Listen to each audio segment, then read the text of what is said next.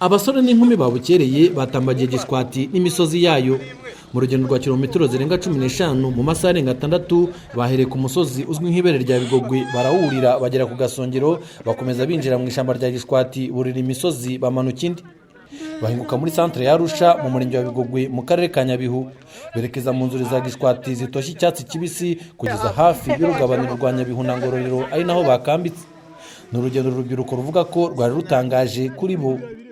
Gusa tugeze ahangaha najyaga ndinyura ibere rya Bigogwe nishimye cyane ariko nirirerere koko ryaraguye.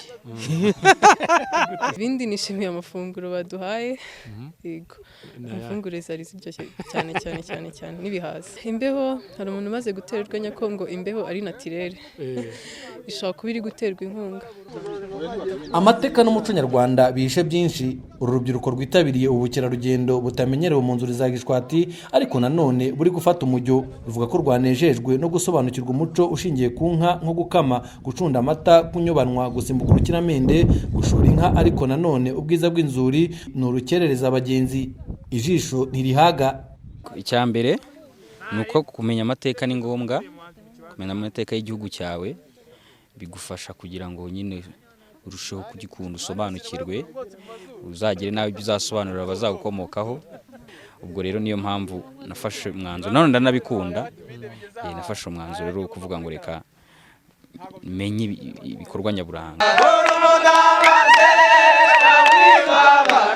Urubyiruko rutandukanye rwuriye iyi misozi y'ishyamba rya Gishwati rukagera muri urwuri ari naho rukambitse rurimo ruratarama nk'umwe mu muco ugize umuco nyarwanda.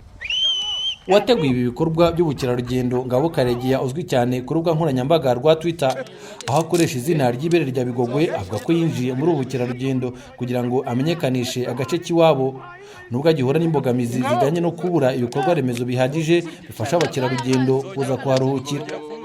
Kuko n'impamvu twaje kurara hano ntago ari uko hari ikindi kitaboneka hariya ahubwo nuko hasa n'ahari ibikorwa remezo bimfasha mu ghostinga abakerarugendo banje kuko ngewe nta official campsite none mfite no kwiyaranje.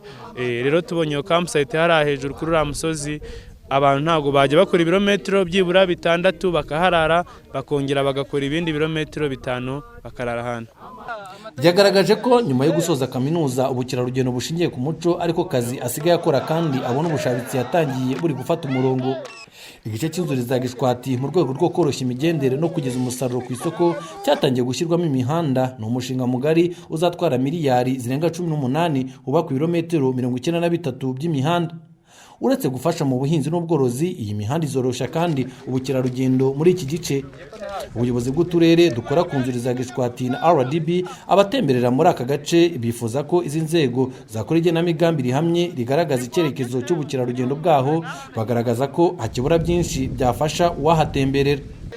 Fred Ruterana mu karere ka Nyabihu.